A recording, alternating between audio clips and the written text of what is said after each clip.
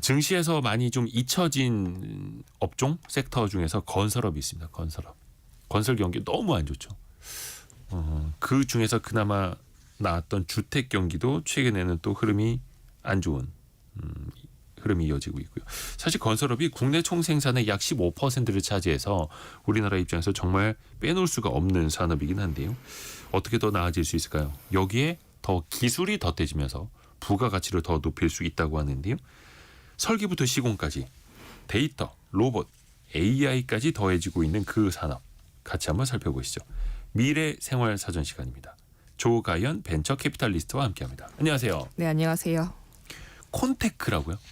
콘테크 이야기를 들어볼 건데 콘테크는 어떤 뜻입니까? 그러니까 건설이라고 하는 컨스트럭션하고 기술 테크놀로지가 합쳐져서 콘테크라고 불리고요. 네. 이제 건설 분야에 접목되고 있는 뭐 사물 인터넷이나 인공지능, 로보틱스 같은 다양한 기술들을 보통 콘테크라고 부르고 그와 관련된 스타트업들을 콘테크 스타트업이라고 보통 통용을 하고 있습니다. 네. 근데 앞서 말씀하신 것처럼 건설 분야가 단일 산업군으로는 가장 큰 산업이긴 합니다. 생각해 보시면 건물 하나를 올려도 굉장히 많은 예산이 들어가다 보니까 건설업이 규모는 굉장히 크고요.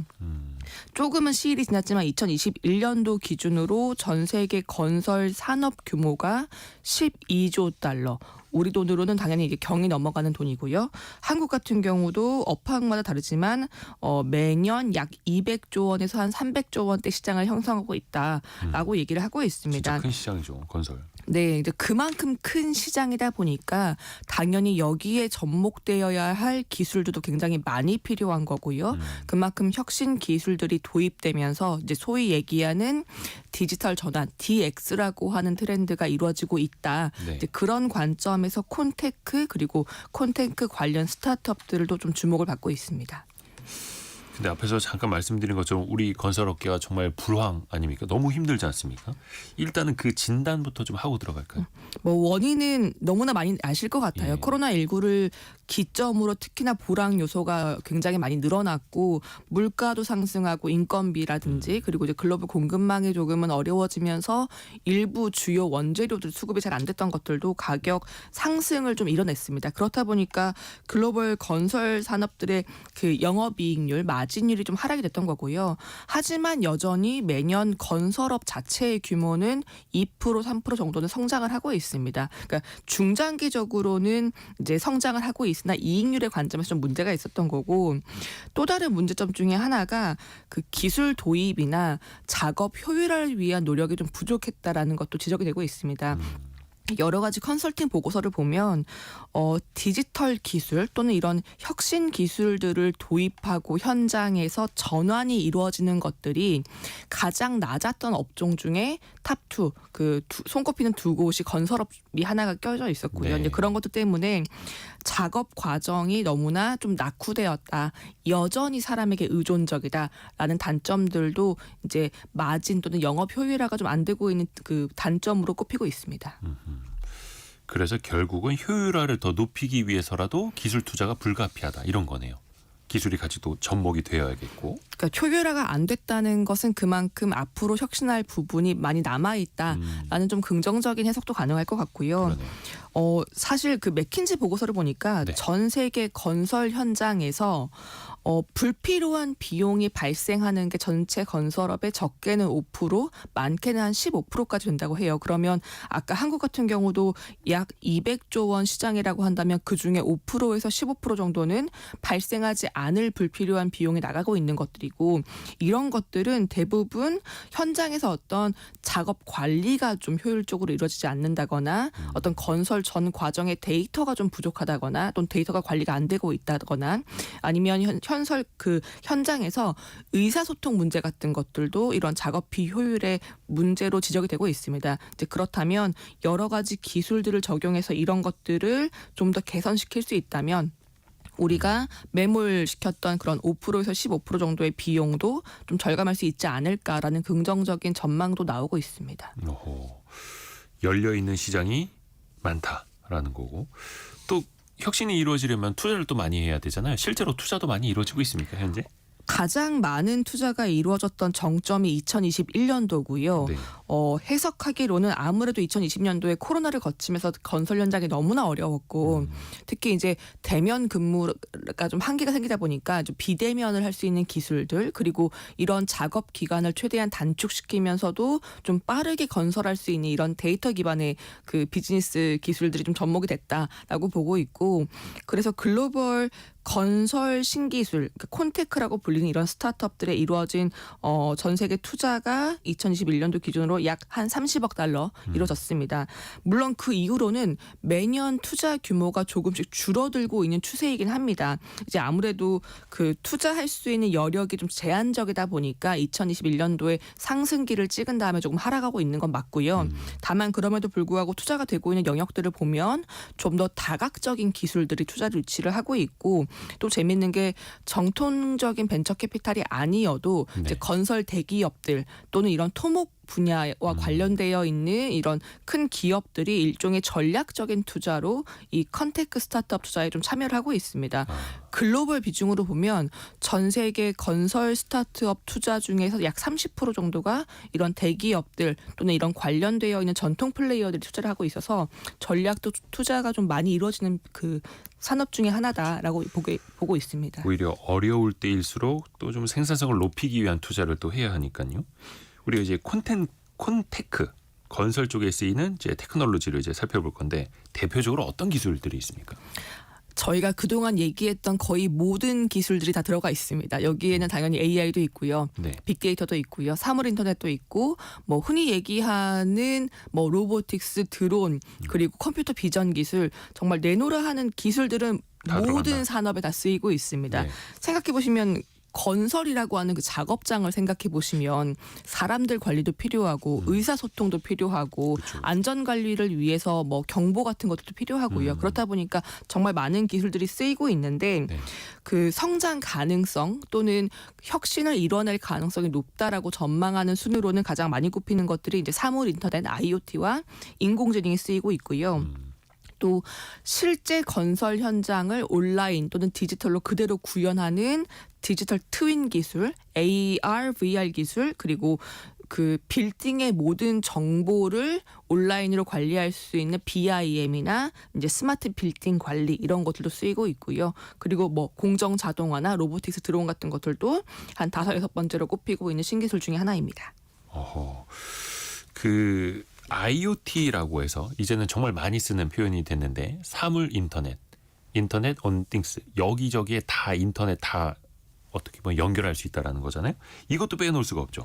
가장 많이 쓰이는 게 이제 건설 현장에는 정말 많은 작업자가 있고 다양한 장비가 존재하다 보니까 그 장비나 사람에게 이런 IoT 센서나 기기를 부착해서 실시간으로 어디에 있는지 위치 정보를 파악한다거나 어떤 작업이 이루어지고 있는지 그 진도를 파악하는 모니터링으로 IoT가 많이 쓰이고 있습니다.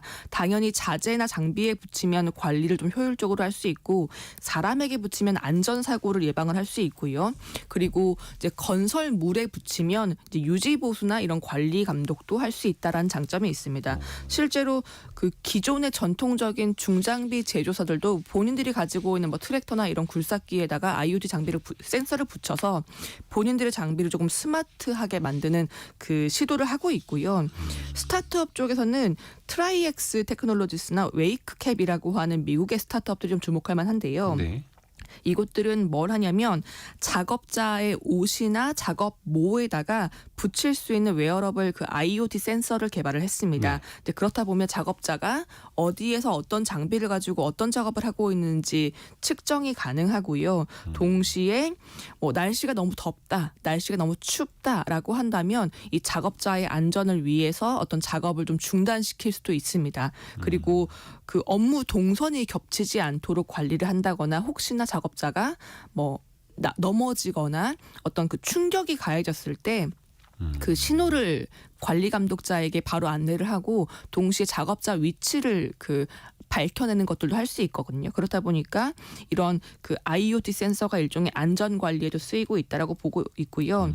또 특히 이제 뭐 물이 샌다거나 불이 나는 것도 좀 문제인데 그 컨서베이션 랩스라고 하는 스타트업 같은 경우는 이 자기들이 가지고 있는 스마트 센서에 건설 현장 전체 데이터로 조망할 수 있도록 만들어졌습니다. 그래서 혹시나 그 건설 현장이나 건축물 자체에 불이 나거나 어떤 누수가 생길 경우에는 그 누수를 좀 감지해서 알려주는 역할로도 기능을 하고 있습니다. 누가 어디에서 무엇을 하는지 센서로 다 알 수 있고 위험이 발생을 했을 때 그걸 또 빠르게 전파하거나 또 감지할 수 있고 좋네요. 근데 이제 공사 현장이 넓고 막 깊고 높다 보니까 하나하나 체크하기가 정말 쉽지가 않을 텐데 그래서 디지털 트윈이라는 게 나오더라고요.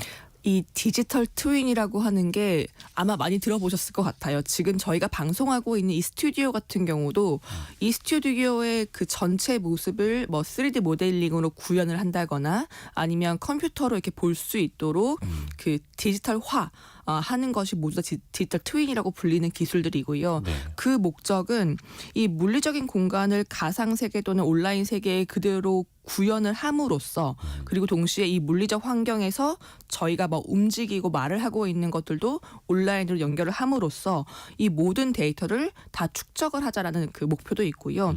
동시에 여기에서 이루어지고 있는 어떤 작업의 진도 그리고 발생하고 있는 상황들을 모니터링하고 필요할 경우에는 향후에 우리가 주의할 건 뭐야? 라고 이제 예측까지 할 수 있다라는 점에서 이런 디지털 그 기술들이 좀 주목받고 있는데 앞서 말씀드린 사물 인터넷이라고 하는 기능이 그래서 반드시 필요합니다.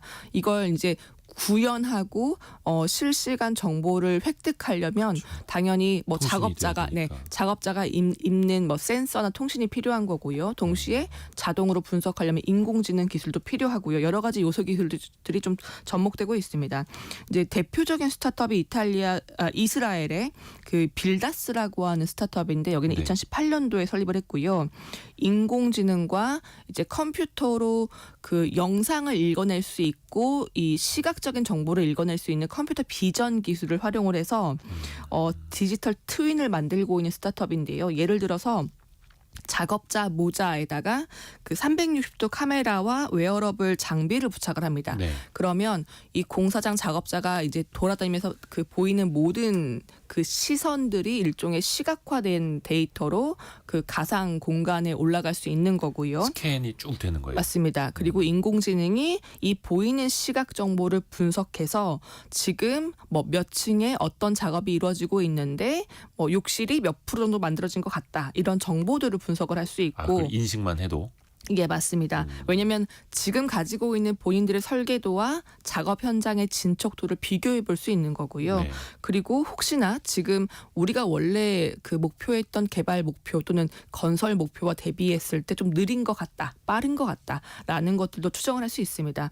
그래서 이런 것들을 가지고서 만약에 우리가 2층에 어떤 그 설비가 들어가야 되는데 그게 누락되어 있다, 설계 오류가 있다라고 한다면 좀 더 빨리 발견해서 수정을 할 수도 있고요. 아하. 또 우리가 콘센트를 여기에 몇 개 만들기로 했는데 작업자 모자에 찍힌 영상으로는 몇 개가 부족하다라고 한다면 이런 것들 좀 보완을 할 수 있습니다. 그 일일이 다 관리자가 돌아다니면서 감리를 하지 않아도 근데 그런 점에서 좀 효율성이 있다 보니까 지금 누적 투자금이 한 1억 2천만 달러, 우리 돈으로 한 1,800억 원 정도 누적 투자를 이뤄졌고요. 이스라엘에서는 꽤나 콘테크 스타트업으로 이름을 알리고 있는 곳 중에 하나입니다. 신기하네요. 그러니까 그 큰 건설 현장을 온라인으로 다 구축을 해서 사람이 일일이 돌아다니지 않아도 이미 다 그거를 본을 뜨고 있다. 마치 우리 KBS 콩이나 유튜브로 우리 스튜디오를 전국에서 혹은 전 세계에서 다 볼 수 있듯이 조가연 이사님 옆에 물잔이 있는지 없는지 이런 것까지 다 보고 뭐가 필요하겠다 이런 식으로. 또 하나가 이제 건축 같은 경우에는 사고가 많이 나기도 하고 예상치 못했던 일이 터지기도 하지 않습니까? 이거를 예측하고 또 해결할 수 있는 방법, 이것도 또 기술이 있다고요?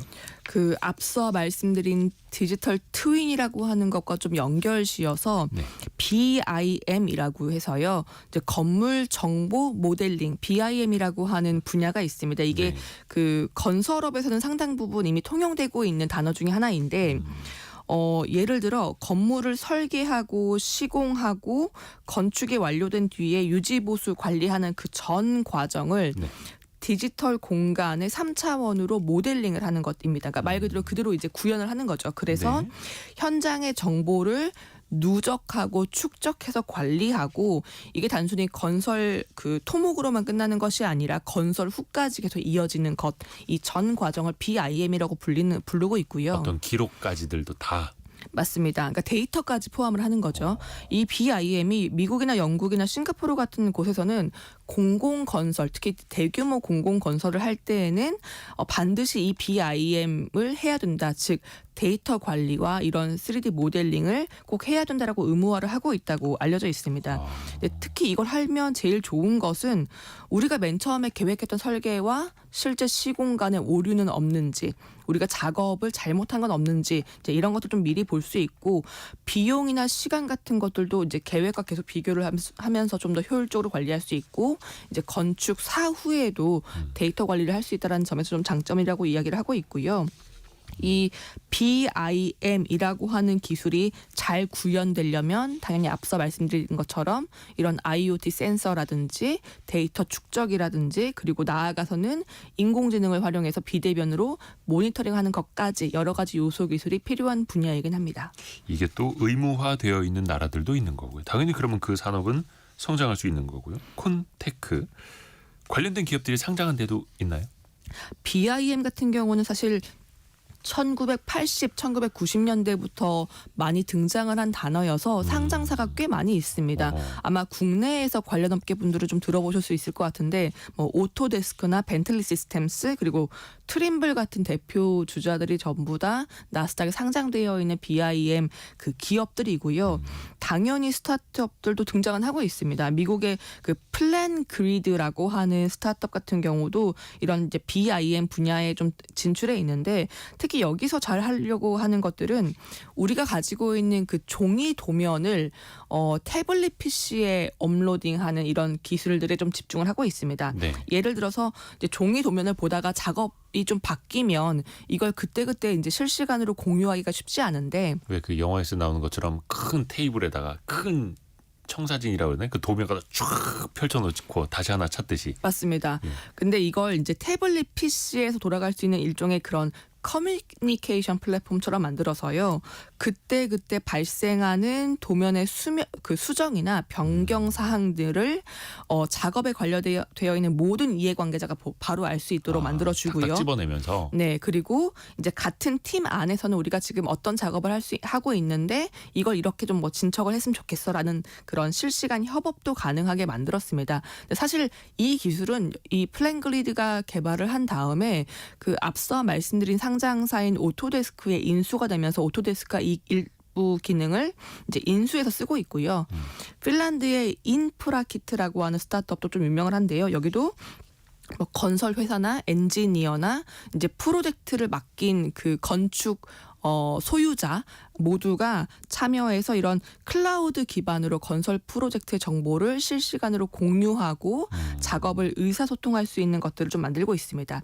그리고 여기 그 인프라키트가 또 하고 있는 것 중에 하나가 건설 장비들의 사물 인터넷 센서를 붙이고 있는데요. 이제 이렇게 하면 우리가 태블릿에서 도면만 보는 게 아니라 이 건설 장비들이 어느 위치에서 어떤 작업을 하고 있는지 그리고 그 작업의 진척도가 뭐 몇 프로 정도 됐는지 오늘 할당량이 얼마 정도 이루어졌는지 이제 이런 것들을 좀 바로 볼 수 있어서 네. 일종의 이제 여기서 이야기하기로는 우리는 멀티 브랜드의 원격 제어가 가능하다라는 것들을 좀 장점으로 강조를 하고 있습니다. 그 도면 위에 지게차가 돌아다니고 있는 거네요.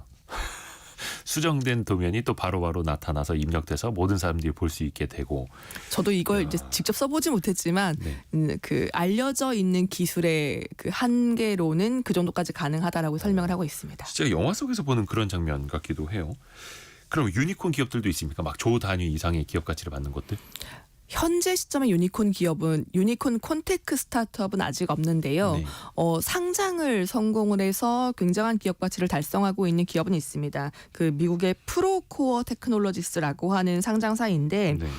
여기가 비상장으로 기업 가치가 2020년도에 한 50억 달러, 우리 돈으로 한 7조 2천억 원 정도의 그 기업 가치를 달성을 했고 네. 2021년도에 상장을 했는데 당시 상장할 때 시가총액이 한 83억 달러, 지금 환율로 보면 한 12조 원 정도 도달을 해 있던 회사입니다. 엄청 크네요. 네, 지금도 이제 시가총액이 좀 더 올라와 있긴 하고요. 여기도 BIM이라고 하는 그 건물 정보 모델링 분야에 들어와 있고 건설 프로젝트 정보를 실시간으로 관리할 수 있는 이런 클라우드 기반의 소프트웨어를 개발한 곳이고요. 사실 이제 건설 현장에 뭐 작업을 좀 참여해 보신 분들은 알겠지만 네. 건설 과정이 워낙 이제 규모가 좀 크다 보니까 복잡하죠. 네, 굉장히 복잡하고 크고 작은 사고도 많이 일어나고 현장에서 이제 의사소통의 어려움을 얘기하시는 분들도 많이 있고요.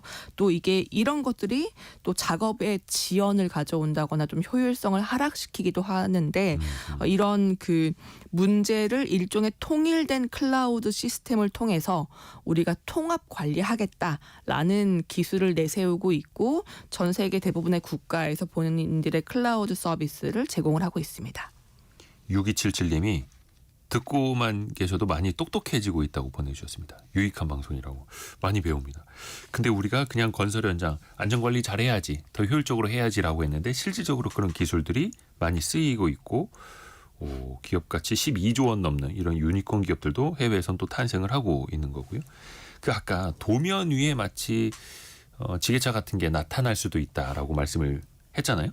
그러면은 공사 현장에서 쓰는 그 중장비도 자동화 원격으로 마치 드론 움직이듯이 굴삭기를 이렇게 자동으로 움직이는 것들, 그것도 가능할까요? 그 이제 건설 정보를 온라인으로 올려놓는 그 BIM 기업들이 그 자동 제어, 자동 조절 분야에도 진출하고 있습니다. 생각해 보시면 현장의 그 실시간 데이터나 현장의 도면을 이미 온라인으로 가지고 있으니 우리가 IoT라든지 로보틱스를 붙여서 실시간 장비 제어까지 할 수 있다라는 전략인 거고요. 실제로 그 미국의 트림블 같은 상장사 같은 경우는 본인들이 소위 부르는 머신 컨트롤 기술이라고 하는 걸 개발을 해서 적용을 하고 있습니다. 예를 들어 뭐 굴삭기라든지 뭐 건설형 그 감지 드론 같은 것들 또는 그 땅을 이렇게 다지는 이런 과정들 장비에게 여러 가지 기기 제어 그 솔루션이나 소프트웨어를 적용을 하고요. 또 일종의 그 관절 부위에는 자동으로 움직일 수 있는 뭐 액추에이터나 이런 로봇 틱스 기술을 활용을 해서 우리가 작업자가 많이 필요하지 않아도 또는 작업자가 현장에서 조금 벗어나 있어도 비대면 원격으로 관리할 수 있는 기술들을 하고 있고 이제 이렇게 되다 보면 아무래도 굴삭 작업 하나를 해도 여러 가지 사람들이 필요하다고 할 때 자동적인 비전으로 내가 파야 할 정보만 이제 입력받아서 진행을 하면 되니까 아무래도 인건비를 조금 더 절감할 수 있고 그리고 혹시나 발생할 수 있는 안전사고 같은 것들, 작업 지연을 조금 방지할 수 있다. 그런 장점 때문에 사실 미국이나 중국의 공사 현장에서는 좀 더 많이 적용이 되고 있는 것으로 알려져 있습니다. 정확하게 하는데 그 강도도 마찬가지고 시간도 정확하게 맞출 수 있는, 왜 공기라고 하는 공사기간 맞추는 게 실질적으로 돈 아닙니까? 금리 높을 때는 공기 단축하는 것도 돈을 버는 행위인데 또 요즘에는 그 로봇, 특히 막 휴머노이드 로봇까지도 이야기 많이 나오는데 로봇도 어떻게 건설 현장에 등장을 하게 될까요? 이제는 그 영상을 보시면 정말 사람과 비슷하게 생긴 로봇이 작업물을 들어 올리고 원하는 위치에 가져다 놓고 하는 것도 굉장히 많이 보셨을 텐데 요즘에 일부 뭐 자동차 생산 라인에도 들어간다고 하고요. 네, 뭐 피규어 AI 같은 것들은 굉장히 많은 활동을 하고 있는데 그 건설 현장에도 그러니까 휴머노이드까지는 아니지만 일부 로봇 기술들이 이미 적용이 되고 있습니다. 네. 건설 로봇을 세계 최초로 개발한 곳이 이제 호주의 페스트브릭 로보틱스라고 하는 회사인데요. 네. 여기는 벽돌을 쌓는 벽돌공 로봇을 개발을 한 곳입니다. 벽돌 쌓는 로봇. 네, 그 페스트브릭을 검색해 보시면 영상을 보실 수 있는데 네. 굉장히 큰 트럭에 포크레인과 같은 또는 굴삭기처럼 보이는 이런 그 팔이 달려 있습니다. 이 로봇 팔이 길이가 한 32m 정도 길이이고 이제 쭉 세우면 아파트 한 10층 높이 정도 된다고 하는데요. 그래서 그 프로그램으로 미리 어느 정도 너비에 뭐 벽이 몇 개가 있는 그 구조물을 쌓아줘라고 명령을 하면 그 로봇 팔을 가지고 있는 트럭이 자동으로 벽돌을 짚고 원하는 위치에 지속적으로 쌓아 올리는 영상을 보실 수 있습니다. 우리가 로봇이라고 하니까 되게 작아 보이는데 그냥 중장비 같은 거죠. 맞습니다. 다만 이제 로봇이라고 부르는 이유는 자동으로 본인이 입력값을 받아서 작업을 하기 때문에 이제 벽돌 로봇이라고 부르는 거고요. 근데 이게 벽돌을 하나 집어서 쌓고 하나 집어서 쌓는 게 아니라 그 위에서 마치 하나씩 뿜어내듯이 송송송송 하면서 그걸 쌓는. 아닙니다. 뿜어내지 않고요. 존재하는 벽돌을 쌓는데요. 가져다가. 네, 대신 그 벽돌을 올리기 전에 특수 접착제를 본인이 그쵸. 발라서 거기에 벽돌을 쌓고, 그러니까 일반 사람 작업자가 시멘트 쳐야죠. 하는 것과 똑같습니다. 근데 대신 보니까 이게 시간당 벽돌을 그 로봇팔 하나가 한 500개 정도 작업을 할 수 있는데, 소형 주택이라고 본다면 소형 주택의 그 벽돌 구조물을 하루 정도면 올릴 수 있습니다. 그래서 2019년도에 당시 기술로 침실이 3개가 있고 욕실이 2개가 있는 그 소형 주택을 한 3일 만에 모두 완성했다라는 기사가 나온 적이 있고요. 당연히 장점은 빠르다, 안전하다, 그리고 사람 작업자가 하는 것들은 가끔 이제 오류가 생길 수 있는데 그런 것과 비교했을 때 폐기물 배출이 적다라는 장점이 좀 꼽히고 있습니다. 침실이 3개 있는 집을 3일 만에 완성한다. 시간당 벽돌 500개를 쌓을 수 있다. 저도 어릴 적에 좀 벽돌 좀 쌓아봤는데 진짜 힘들거든요. 이거 지고 다니는 것도 너무 힘들고 왕복하는 것도 너무 힘든데, 야, 진짜 세상이 달라지고 있습니다. 그러면은 이렇게 벽돌 쌓는 로봇이 있다면 비 오는 날에도 집을 지을 수 있고 막 이렇게 되는 걸까요? 어떻게 보면 이제 숙련공 아닙니까? 거대한 물리적으로는 그렇습니다. 그러니까 사람은 24시간 일하기 힘들지만 이제 로봇들은 계속 일을 할 수 있다 보니까 이론적으로는요. 숙련공. 네. 그래서 이 벽돌을 쌓는 로봇은 이 패스트브릭 말고도 경쟁사가 되게 많이 있습니다. 그 네덜란드의 모뉴멘탈이라고 하는 스타트업 같은 경우는 여기도 역시 영상을 찾아보실 수 있는데요. 왜 저희가 그 배달 로봇 많이 보시잖아요. 네네. 그 식당을 가면은 음식을 싣고 돌아다니는 이런 그 서빙 그렇죠. 로봇도 있는데 그것과 비슷한 크기의 굉장히 작은 이동형 로봇이고요. 그 이동형 로봇이 센서와 컴퓨터 비전과 아주 작은 소형 크레인을 가지고 있어서 굉장히 좁은 공간 또는 구석에도 섬세하게 벽돌을 쌓을 수 있는 소형화된 무인 그 벽돌 로봇을 개발을 하고 있고요. 여기도 작년 초에 한 2,500만 달러 투자를 받으면서 좀 성장을 하고 있고, 중국의 뭐 메이팅, 일본의 타카세 같은 로봇 회사들도 로봇 팔과 3D 센서, 인공지능을 활용해서 벽돌 로봇들을 다양하게 개발을 하고 있습니다. 그러면서 벽돌 집 쌓는, 집 짓는 시간도 굉장히 또 단축될 수 있는 거고요. 5009님이 조가연 이사님 목소리 너무 멋지고 듣기가 좋네요 보내주셨고요. 7692님은 코딩을 하고 있는 회사라서 오늘 라디오 선택을 잘한 것 같아요. 로봇 그러니까 귀가 번쩍 뜨입니다. 이렇게 보내주셨네요. 요즘에는 그 자율주행 이야기 많이 하는데 자동차도 이제 자율주행하는 시대이고 건설 장비도 당연히 그렇게 움직이겠죠. 빌트 로보틱스라고 하는 미국의 콘테크 스타트업이 있는데 네. 여기도 자율 주행 또는 자율 제어가 되는 소프트웨어를 개발을 하고 있습니다. 공사장 안에서. 네, 그러니까 예를 들어 굴착기에 GPS 시스템을 붙이고요, 360도를 볼 수 있는 카메라를 붙이고 또 근접 그 위험 장비를 감지할 수 있는 레이더를 붙이고 인공지능 기술을 도입을 해서 자율 주행을 하면서 작업을 할 수 있는 일종의 굴착기 로봇을 만들고 있고요. 이게 단순히 로봇 그 자체를 처음부터 개발을 하는 게 아니라 이미 존재하는 굴착기에 본인들의 센서랑 레이더를 붙이면 건설 로봇, 자율 로봇으로 그 변환될 수 있는 시스템도 개발을 해서 판매를 하고 있습니다. 핸들과 손잡이를 사람이 움직이듯이 컴퓨터가 알아서 조절해주는. 사실 자율 주행하면은 도로를 달리는 것들은 이제 뭐 사람도 좀 많이 있고 도로 환경이 계속 바뀔 수 있는데 네. 자율 그 주행이 자율 건설 장비에 붙으면 공사장은 아무래도 좀 그 공간이 제한적이고 그렇죠. 네, 사람도 뭐 IoT 장비를 붙이면 위치를 실시간으로 알 수 있다 보니까 좀 더 환경을 통제할 수 있다는 점에서 자율 주행보다는 자율 건설이 좀 더 나을 수 있다, 좀 도입이 빠를 수 있다라는 얘기도 하고 있거든요. 네. 이제 그렇다 보니까 이 빌트 로보틱스 같은 경우도 2022년도에 한 시리즈 C를 유치를 하면서 우리 돈으로 한 780억 원 정도를 유치를 했고 본인들이 가지고 있는 그 AI 가이드 시스템이라고 불리는 이 기술을 기존의 전통적인 장비 회사들에게도 좀 적용을 하면서 판매처를 넓혀가고 있는 상황입니다. 그러니까 그냥 자율주행 가능한 굴삭기 이런 거 만들긴 비싸니까 기존에 있는 굴삭기에다가 저희가 자율주행 시스템을 붙여드립니다. 싸게 한번 써보세요. 이게 얼마나 될까요? 장비 가격은 그래도 비쌀 것 같은데요. 비쌀 것 같습니다. 저도 네. 가격은 아직 찾아보지 못했는데요. 굴착기만 되는 게 아니라 뭐 원래 있던 뭐 불도저나 일부 포크레인 같은 것들에도 붙여서 그러니까 물론 사람 작업자가 필요합니다. 안전을 대신 위해서. 네, 예. 사람 작업자가 하는 것들과 대비했을 때 좀 더 실수를 줄이고 그리고 사람이 뭐 한 5명 필요할 걸 3명으로 줄이고 이런 정도의 효율을 이뤄내고 있는 것으로는 보도가 되고 있습니다. 여기도 당연히 AI 인공지능 기술이 들어갈 테고요. 네, 맞습니다. 빠질 수가 없는 거죠. AI 기술이. 인공지능 디자이너도 있습니까? 이제 설계도 그럼 AI가 하는 거예요?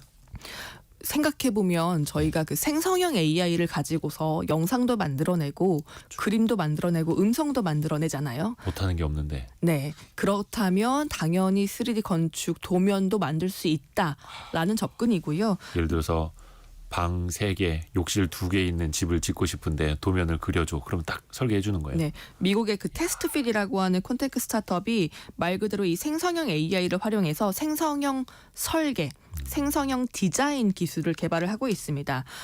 사람 설계자가 가지고 있는 도면의 지식, 건축물의 지식을 좀 학습을 시켰고요. 네. 이 인공지능 알고리즘을 결합을 해서 예를 들어 뭐 사람이 살 수 있는 주택이나 대규모 호텔이나 공공 설비, 주차장 이런 것들까지 건축 디자인을 몇 초 안에 생성해내는 기술들을 가지고 있습니다. 몇 초 안에. 예, 뭐 상상을 해보면 제가 부동산 소유주이고 네. 부동산 개발을 할 회사를 불러들이고 건축가를 불러들여서 이러이러한 느낌의 이 정도 규모의 어떤 건축물을 만들어 보자라고 얘기를 한다면 좀 시간이 걸릴 수 있는데 이런 것들을 이 테스트핏이 가지고 있는 그 건축 생성형 설계 그 기술에 적용을 하면 굉장히 좀 빠르게 출력해낼 수 있다는 장점이 있고요. 동시에 이걸 지어서 내가 어떤 임대 사업 또는 이런 걸 가지고 비즈니스 호텔을 할 때 수익성이 얼마나 될까 또 인공지능으로 검증을 할 수 있습니다.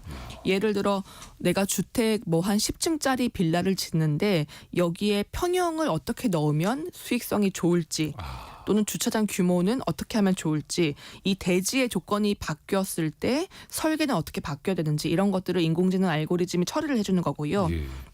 그걸 기반으로 필요한 예산과 작업 시간 그리고 완성해서 우리가 실제로 이걸 임대 사업을 할 때 예상되는 수익까지 이 기술을 통해서 전체 서비스를 제공을 하고 있습니다. 설계비도 되게 많이 든다고 하는데 건축가 분들도 참 안심할 수 없는 직업이 되겠네요. 앞으로. 또 하나가 예전에 저도 그 영상으로 봤는데 3D 프린터로 뭐 이렇게 물건 만들어내듯이 3D 프린팅 하듯이 집을 쌓을 수도 있더라고요. 그 콘크리트나 일종의 그 주택 건축용 소재들을 출력해내는 3D 프린팅이 이제 집이나 건물에도 이용이 되고 있고요. 당연히 장점은 빠르다. 그리고 사람 작업자가 하는 것들과 대비했을 때 좀 인력 절감이 가능하다. 그리고 재료비를 좀 아낄 수 있다는 장점들이 좀 꼽히고 있습니다. 네. 실제로 뭐 중국이나 중동에서는 이런 그 3D 프린팅 주택들이 등장을 하고 있고요. 대표 주자는 전에도 한번 소개드린 적이 있는데 미국의 그 아이콘이라고 하는 스타트업이 2018년도부터 이렇게 출력해낸 주택들을 공급을 하고 있습니다. 예를 들어 한 32제곱미터 크기 주택을 뽑아내는데 한 이틀 정도가 소요가 되는데 이게 2018년도의 기술이기 때문에 지금은 좀 더 고도화됐을 수 있고요. 실제로 텍사스에서는 본인들이 한 100채 정도를 지어서 3D 프린팅 주택 단지를 건설한 적이 있는데 한 3-4개 정도 침실을 보유한 주택 하나를 건설하는데 3주 정도 걸렸고 이걸 지금 한 6억 정도, 8억 정도 우리 돈으로 6억, 8억 정도의 그 주택 단지를 이미 판매를 하고 있는 상황입니다. 분양을. 근데 이정옥 님이 질문도 주셨는데 이렇게 빠른 만큼 견고하고 안전할지 모르겠다. 그렇지 않습니까? 로봇이 이제 뚝딱뚝딱 짓는 것까지는 좋은데 안전해야 되지 않습니까? 물론 사람 작업자가 배제되는 것은 아니기 때문에 예. 중간중간에 관리 감독을 당연히 하고 있다라고 알리고 있긴 하고요. 근데 다만 3D 프린팅 주택이나 건물 같은 경우는 아직까지는 견고하다라고 얘기를 하고 있지만 뭐 중장기 안전성 이런 것들은 좀 시간이 흐르면서 한 번 더 재점검이 필요할 것 같긴 합니다. 이걸로 달나라에도 뭘 건축할 수 있습니까? 그 프로젝트가 실제로 시행이 되고 있어요? 그 앞서 말씀드린 미국의 아이콘이라고 하는 스타트업이 나사와 함께 협업을 하고 있는데요. 네. 달 탐사 프로그램 그 아르테미스에 같이 네. 참여를 합니다. 그래서 달 표면에 착륙할 수 있는 착륙장, 그리고 사고가 발생하면 대피할 수 있는 대피소, 그리고 우주 비행사들이 거주할 수 있는 거주지 같은 것들을 좀 건설을 하고 있고요. 실제로 본인들이 가지고 있는 이 3D 프린팅 기계를 달로 가져가서 달에서 실시간으로 프린팅을 뽑아내는 방법을 시도하고 있고 중장기적으로는 나사와 화성까지 한번 해보자라는 계획을 밝힌 적은 있습니다. 이건 뭐 미국뿐만이 아니라 중국 같은 경우도 비슷한 아이디어를 계속 그 제시를 하고 있고요. 중국의 대표적인 3D 프린팅 제조회사가 그 윈선이라고 하는 곳인데 네. 여기 같은 경우는 2020년도에 그 코로나19로 고생하고 있는 의료진들에게 휴식 공간이 필요하다라고 해서 이 3D 프린팅으로 그 출력한 이동식 집을 일종의 대피소 휴식 공간으로 제공한 적도 있습니다. 근데 그거를 이제는 머지않아 달에도 건축할 수 있는 시대가 된다. 달에 그 장비 가져가서 뭐 훗날의 이야기이긴 하겠습니다만 정말 신기합니다. 근데 걱정이 그 건설업이 정말 그 뭐라 해야 됩니까? 고용을 많이 유발하는 대표적인 산업 아닙니까? 근데 이렇게 되면 일자리가 더 많이 줄어들 것 같고요. 기존 인력들은 과연 설 자리가 있을까요? 이게 건설뿐만 아니라 사실 거의 모든 산업에서 인공지능과 여러 가지 기술들이 도입되면서 그 지적이 항상 나오고 있는데요. 뭐 인력이 일부 줄어드는 것은 불가피할 것 같습니다. 다만 기존 인력을 완벽하게 그 사람이 없이 하겠다라기보다는 네. 현재는 좀 더 안전하게, 좀 더 효율적으로, 좀 더 그리고 빠르게 계획에 맞는 작업을 하기 위한 일종의 보조제로 지금은 좀 더 활용되고 있다라고 볼 수 있고요. 예. 이제 다만 중장기적으로 노동 가능 인구는 계속 줄어들고 있고 또 지역마다 그 인력 수급이 좀 불안정한 곳들이 있다 보니까 그런 지역에서는 좀 효자 노릇을 하지 않을까라는 전망도 있습니다. 그러게요. 그 건설 현장에서 좀 안 좋은 소식 들려올 때 보면은 그 숙련되지 않은 사람들이 너무 급하게 일을 하다가 사고가 났다 이런 소식도 들려오는데 물론 이제 숙련공들도 많아졌으면 좋겠습니다만 숙련 로봇, 숙련 AI가 나오는 그런 시대라는 거 오늘도 많이 배웠습니다. 조가연 벤처 캐피탈리스트였습니다. 고맙습니다. 네, 감사합니다.